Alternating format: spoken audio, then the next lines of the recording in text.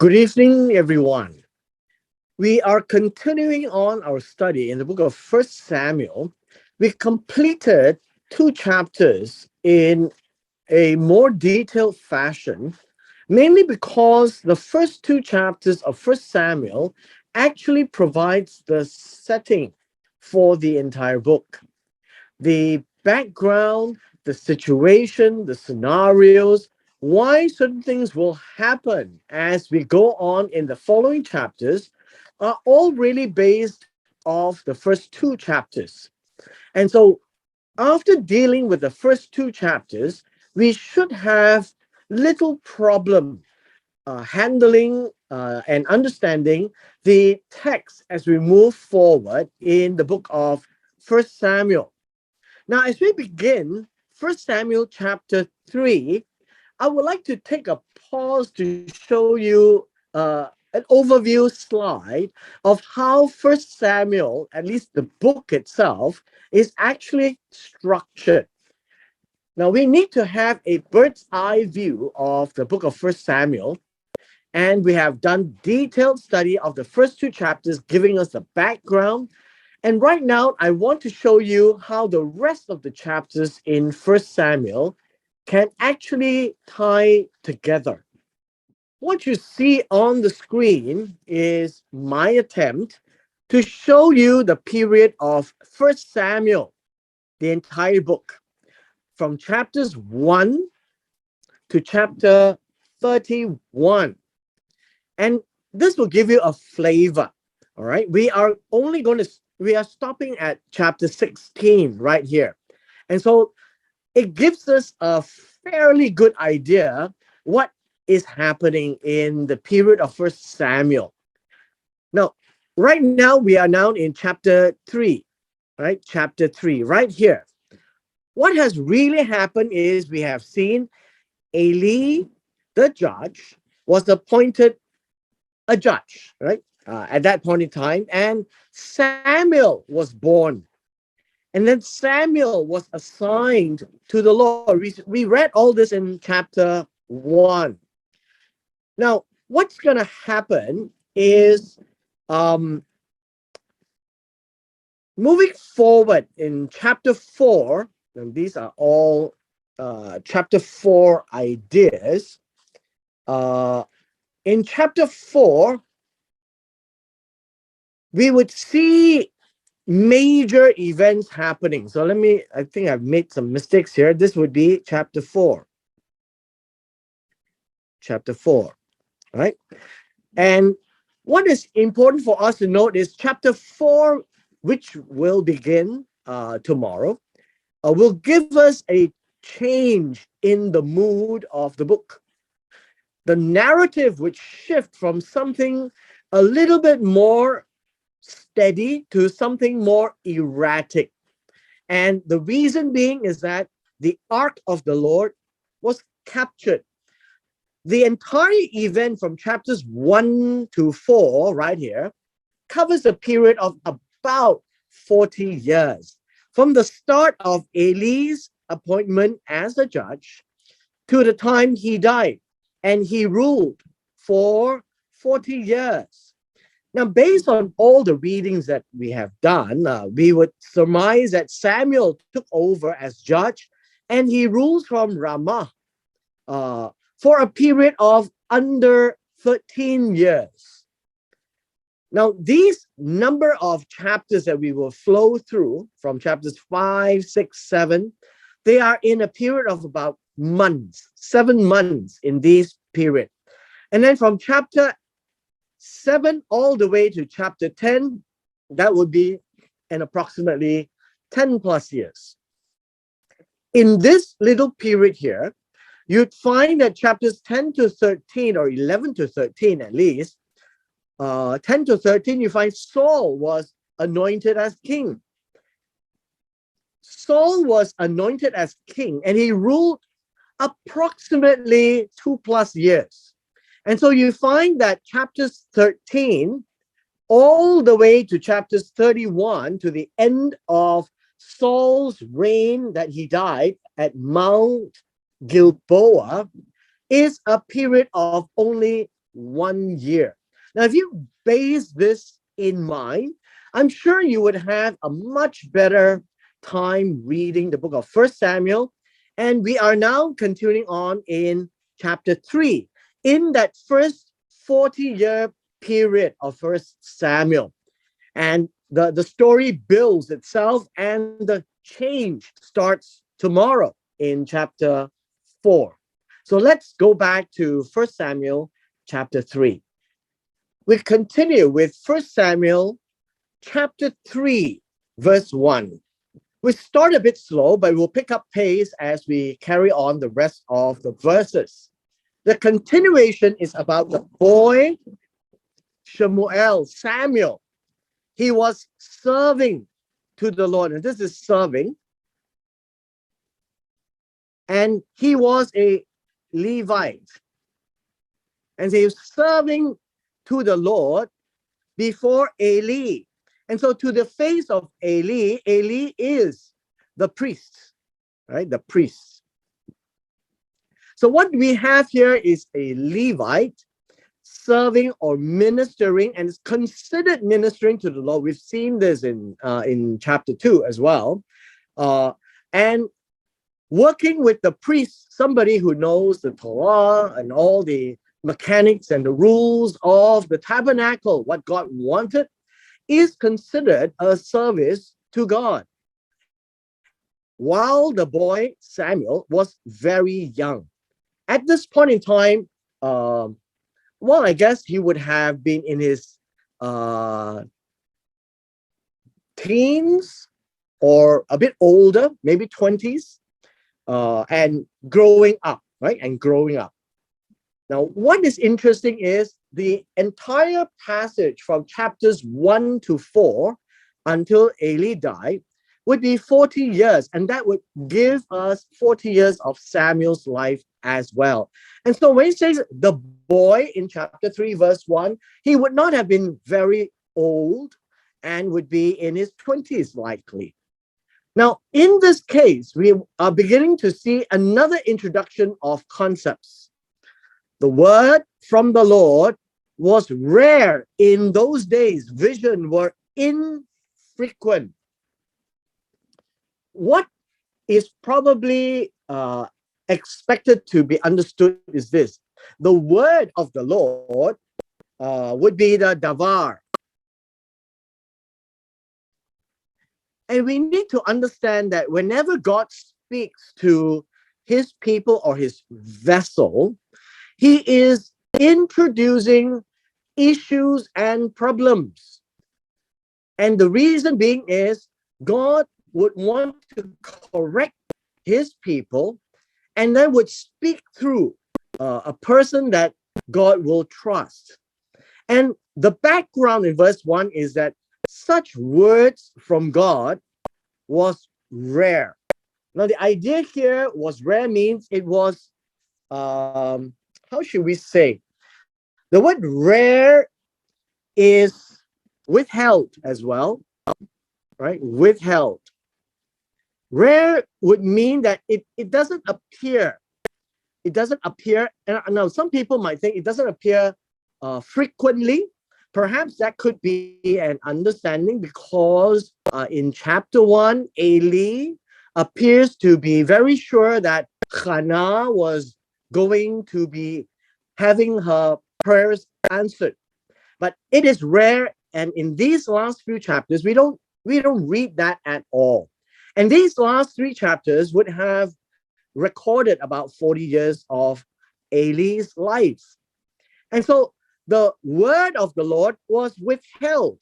Visions were infrequent. Now, this word infrequent means it's actually not infrequent.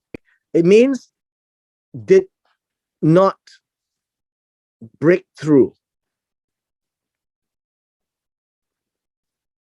Now, the way that God speaks to his people through selected individuals, and this would be our background here, and we are building up from chapter 3, would be very specific individuals. It would be very audible, And it will also very visual.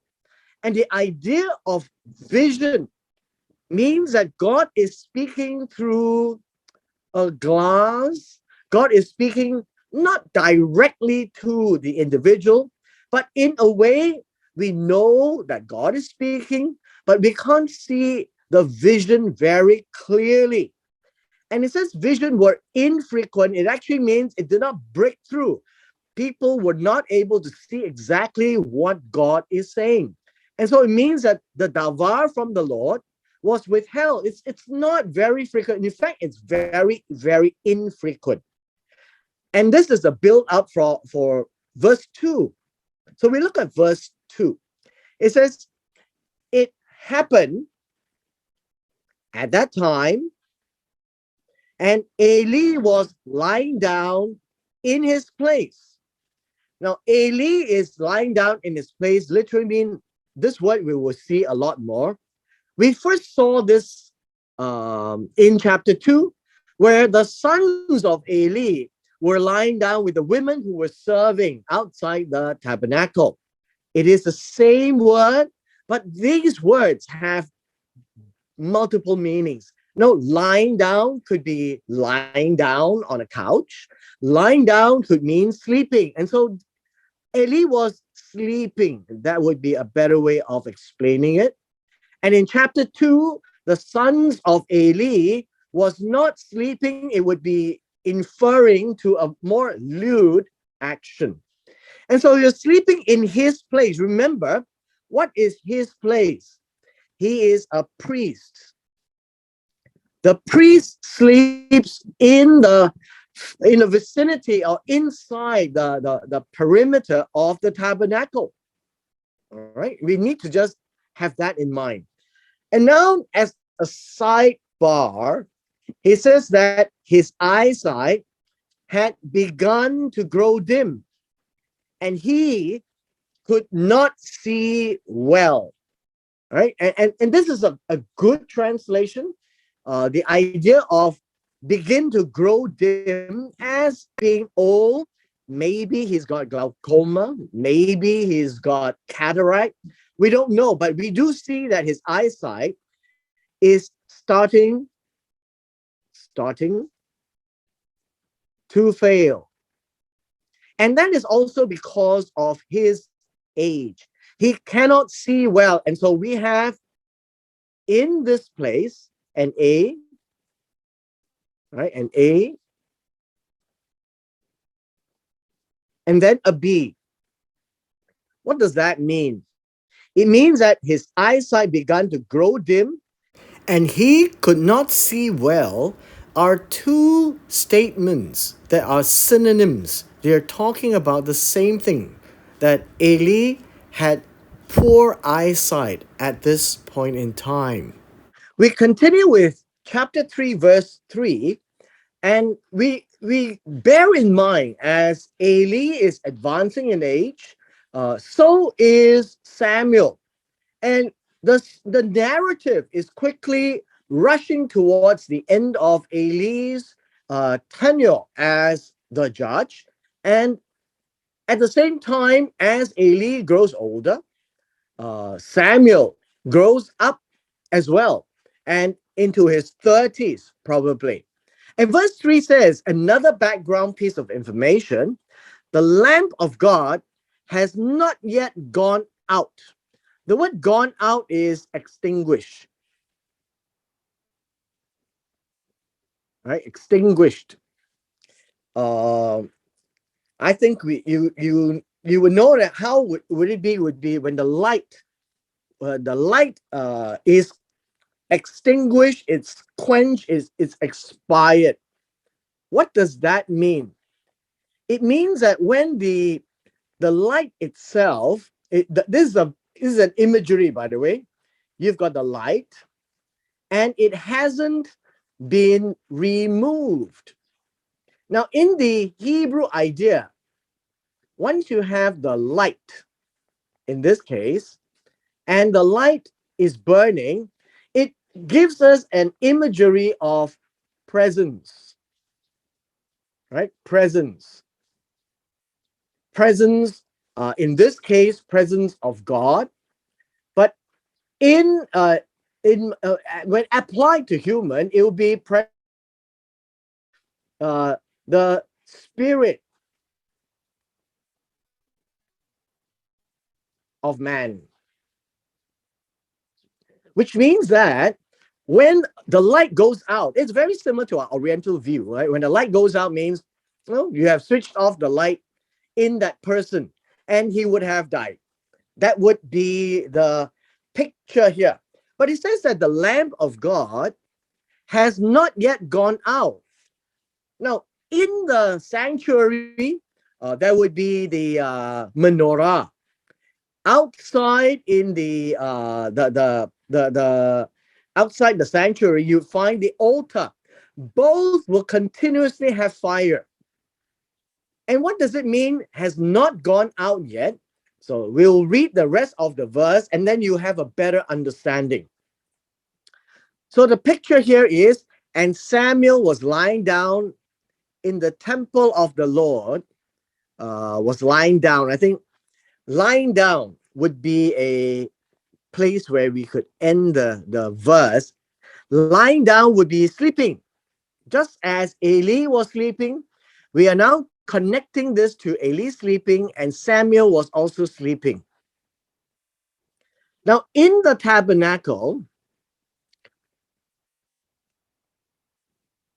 you must always remember that the priest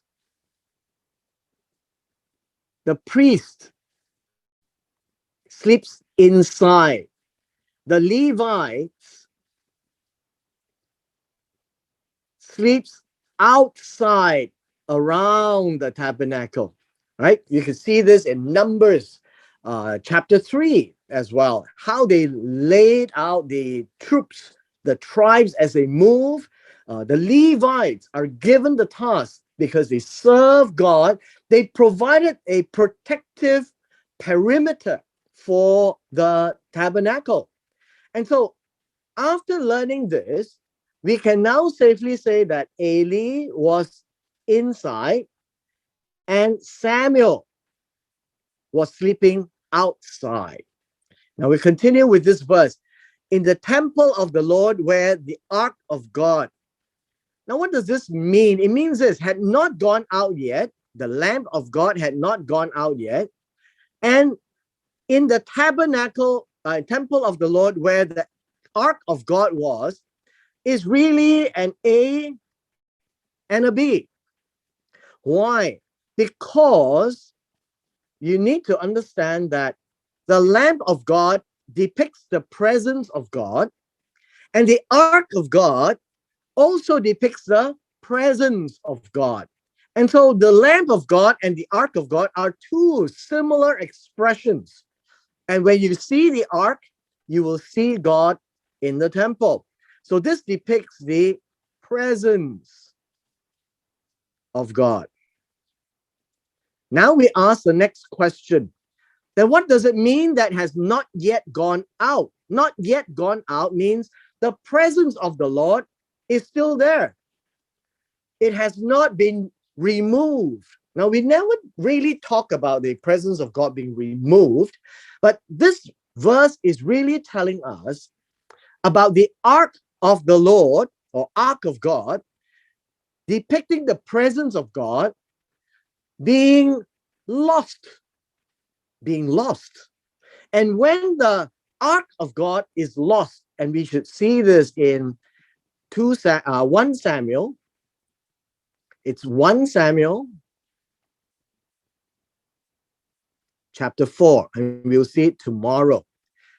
The ark of God was lost. And so this particular expression here, remember, it is a more poetic narrative, and it's basically giving us the picture that it is at a time when the ark of God or the presence of God or the lamp of God is still intact. It is also at a time where God hardly speaks to his chosen vessel. And now we come to verse 4, and that is about to change. What is the difference? Because whatever happened before this event, nobody really came out and says, this is what God said. And nobody dare ever say that God had spoken to him. And the only part that we have seen is 1 Samuel chapter 1, where Eli spoke to Hannah and says, yes, God has heard your prayers, your requests of God. Now, how did Eli know?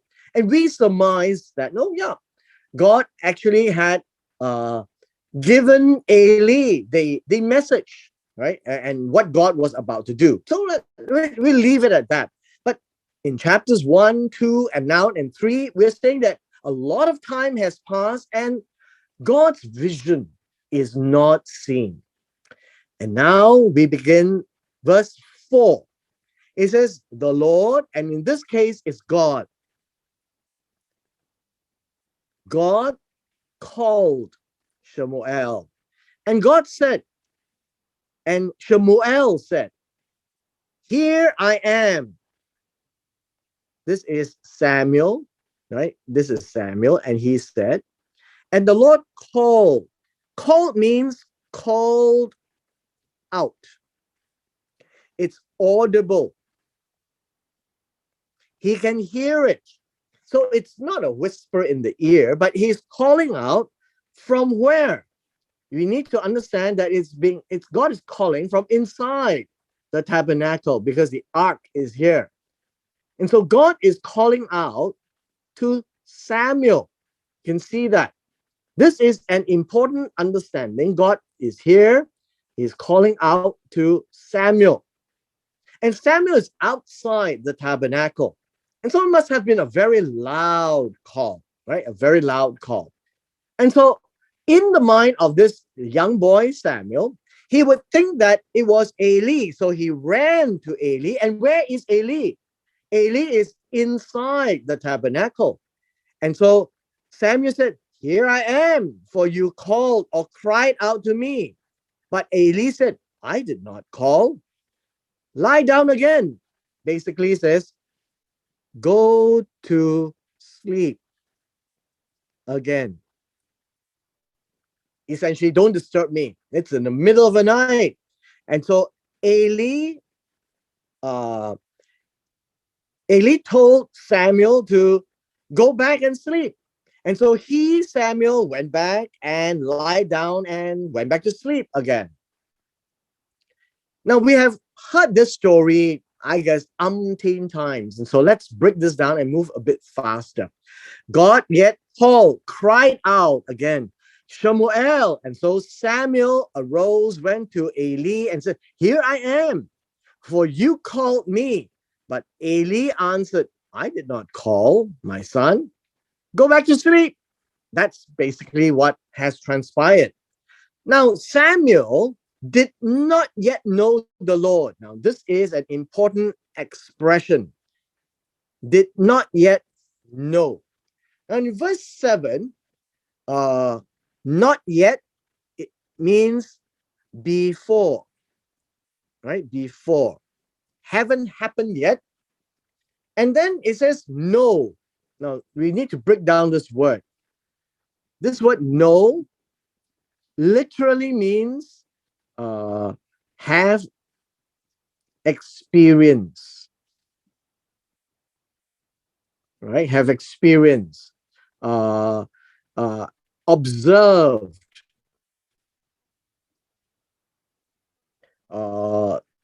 see, and this would be see the vision of God. He has never had this experience. So he did not know what's happening because he did not see the vision of God, nor had the word of the Lord.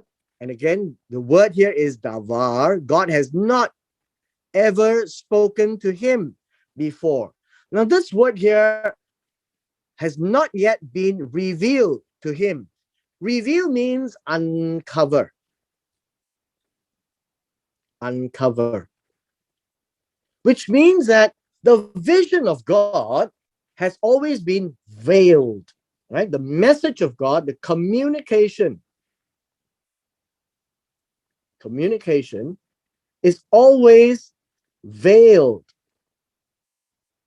And then when it is clear to the person is said that the communication of God is unveiled.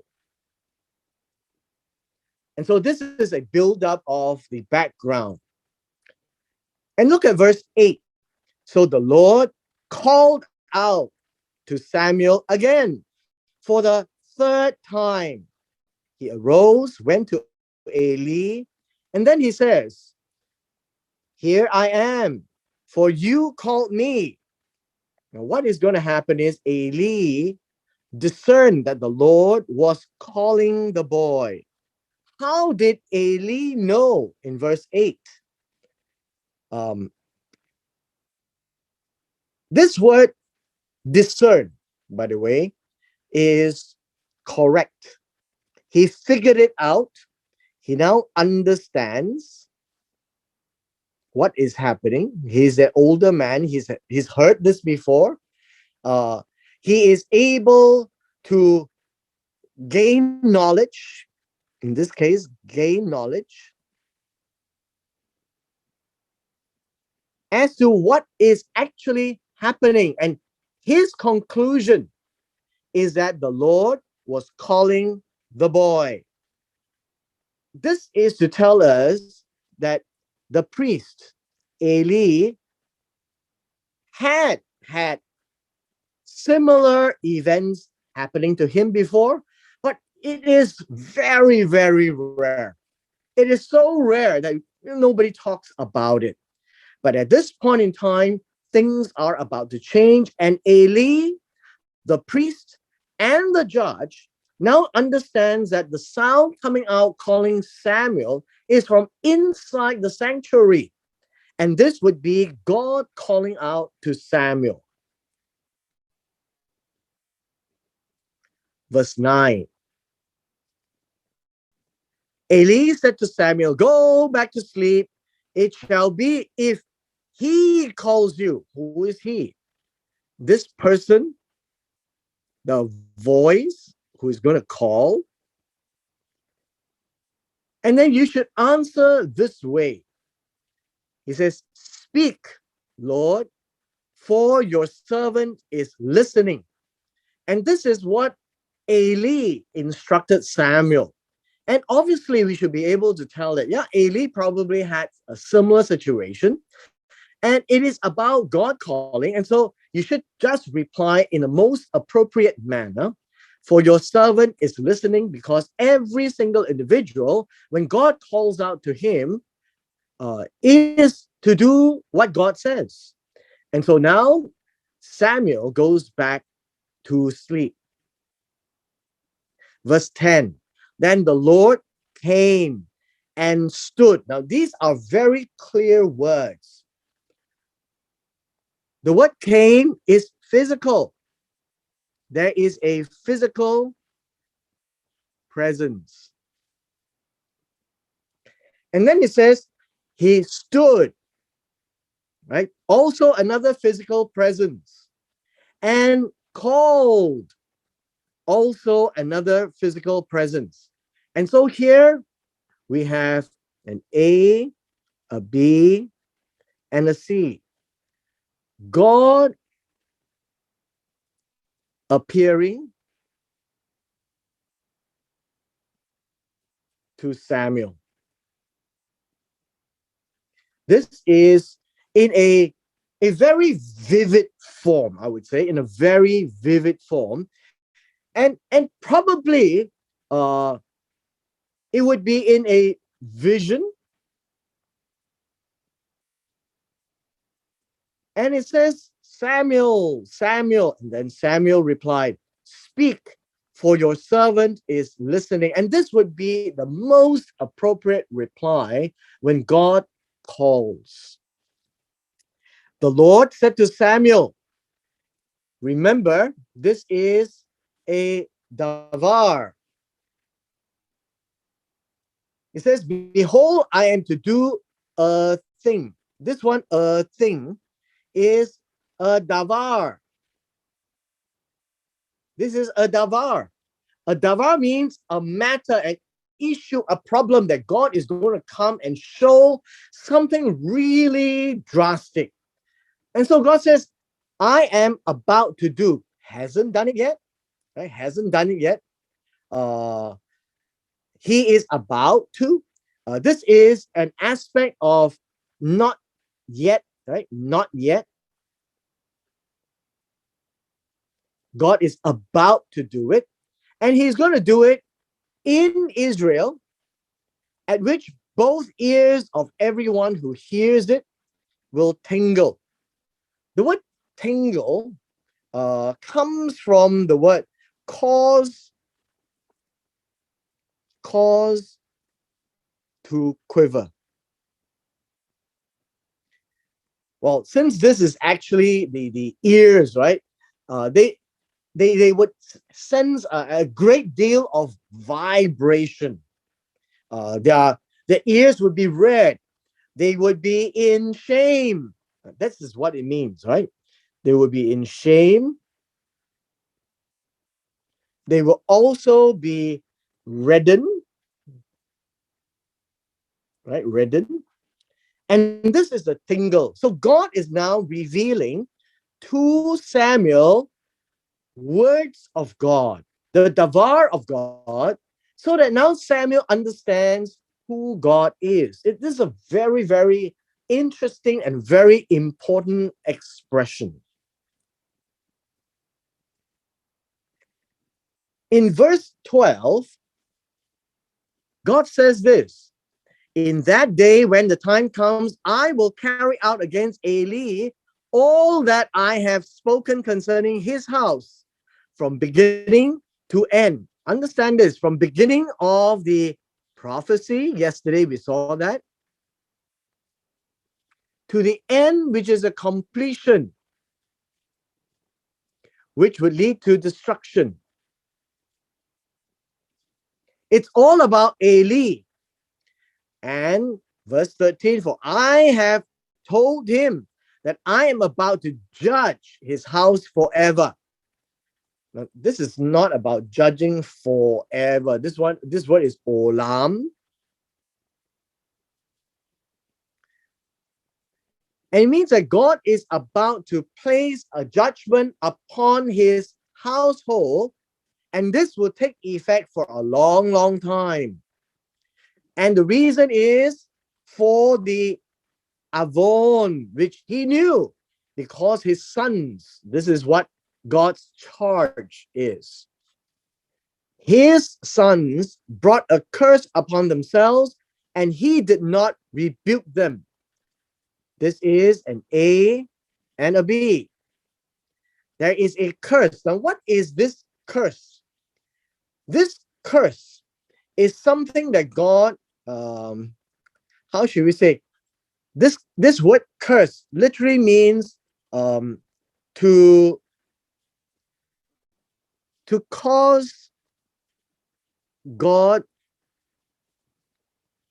to be insignificant.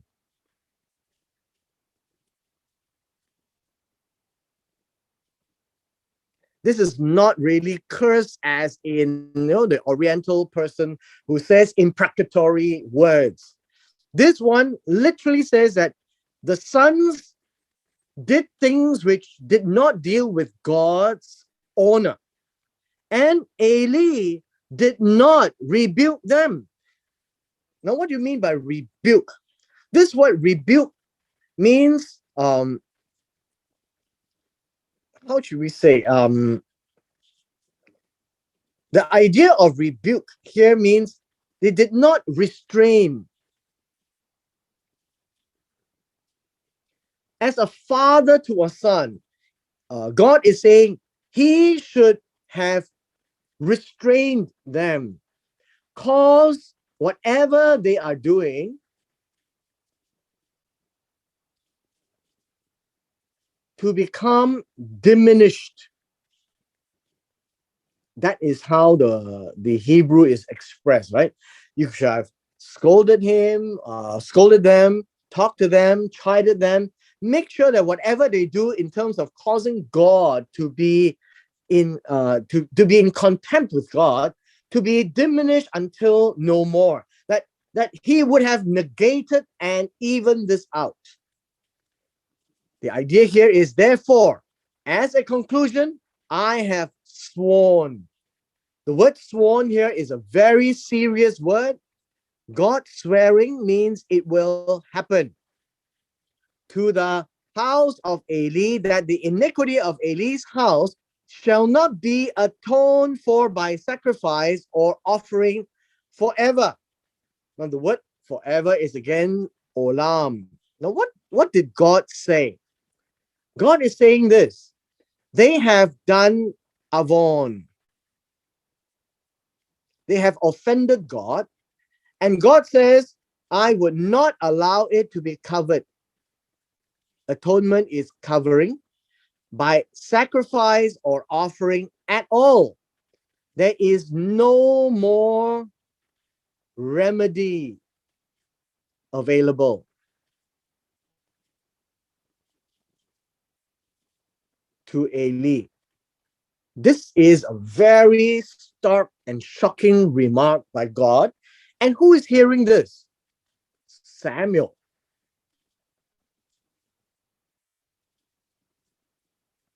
In verse 15, Samuel went back to sleep until the morning.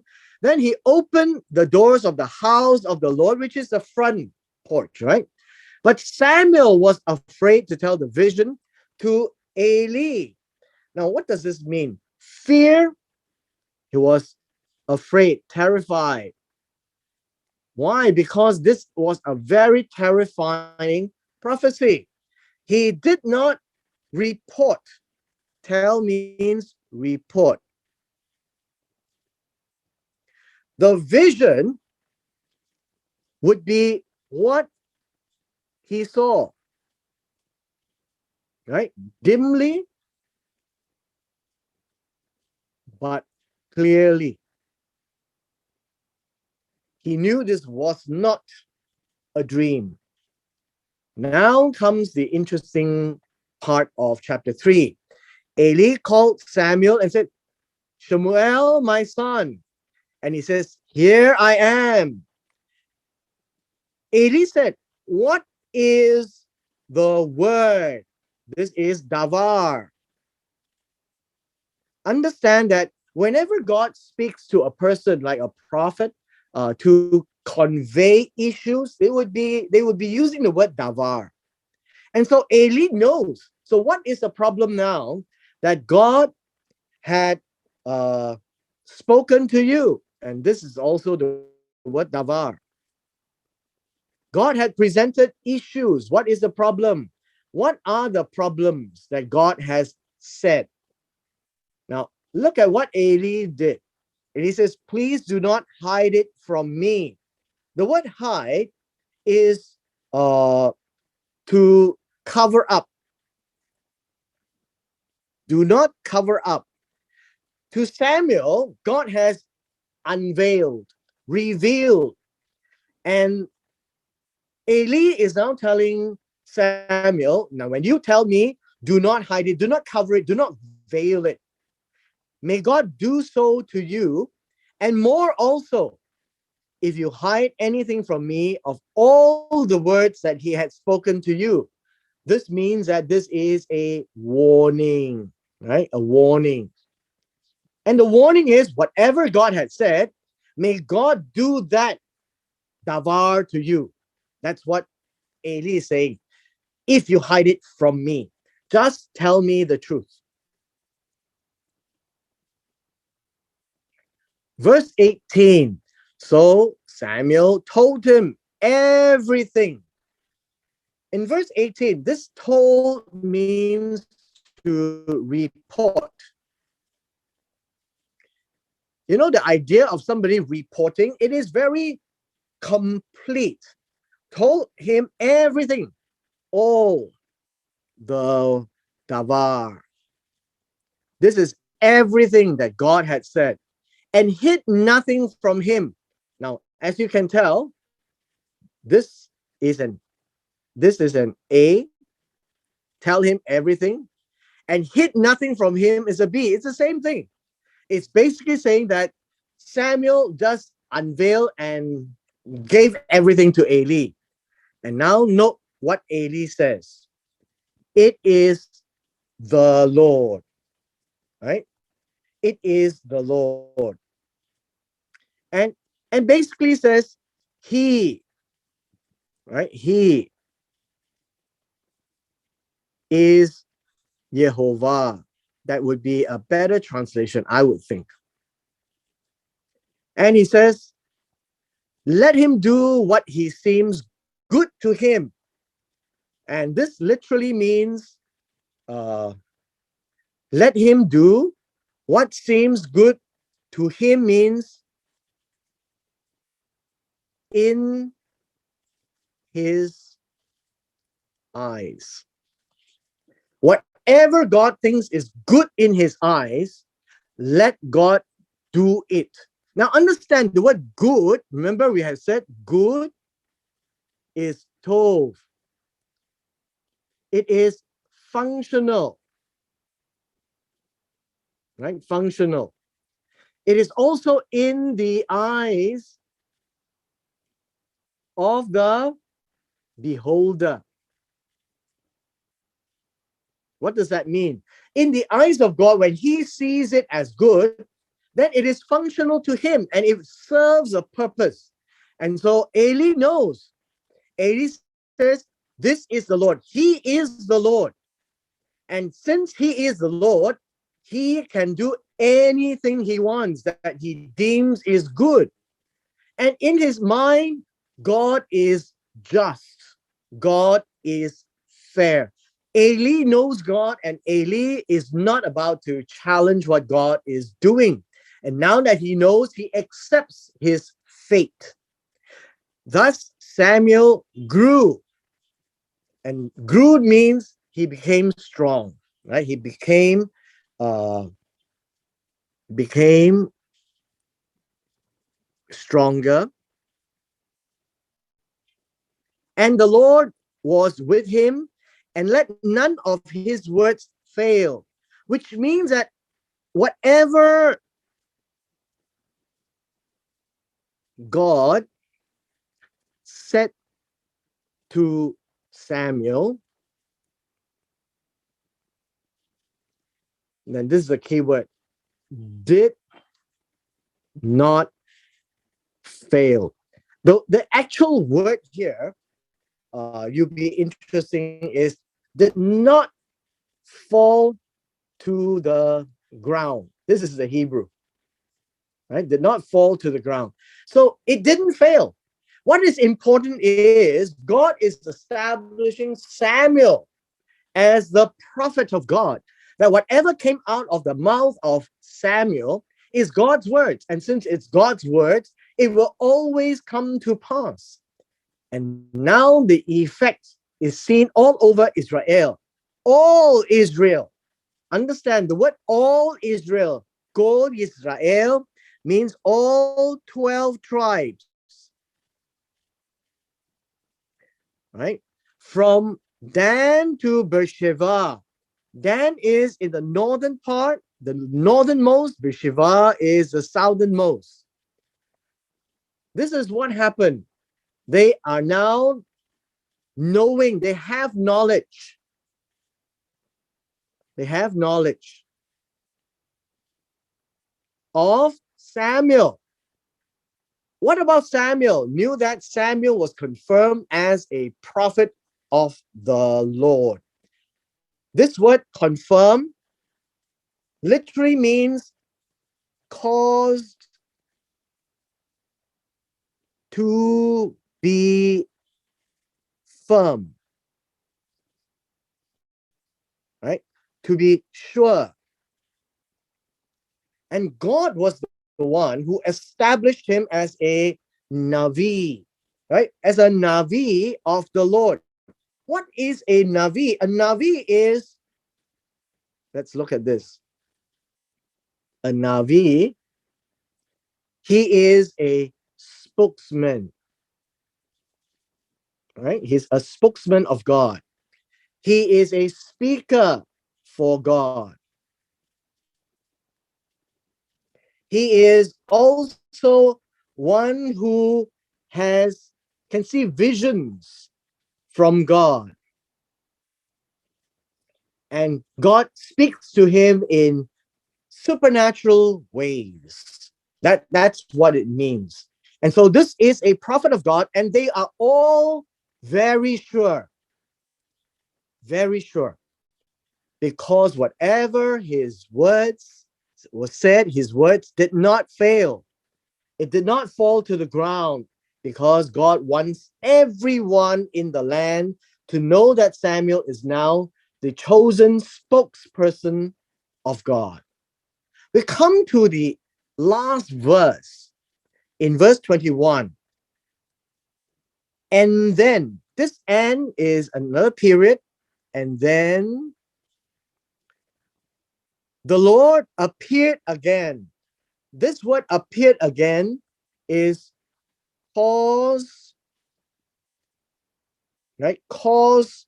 Uh, cause one to see God in a vision.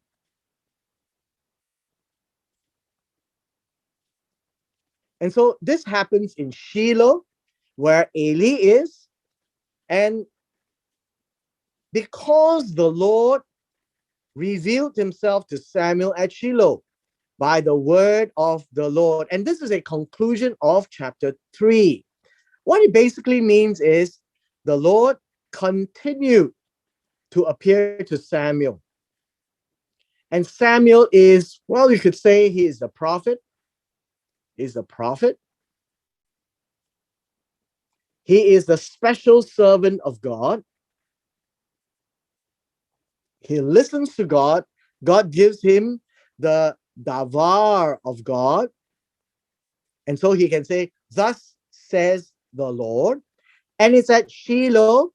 Notice why? Because this is where the tabernacle is. And in the tabernacle, you have the ark of God.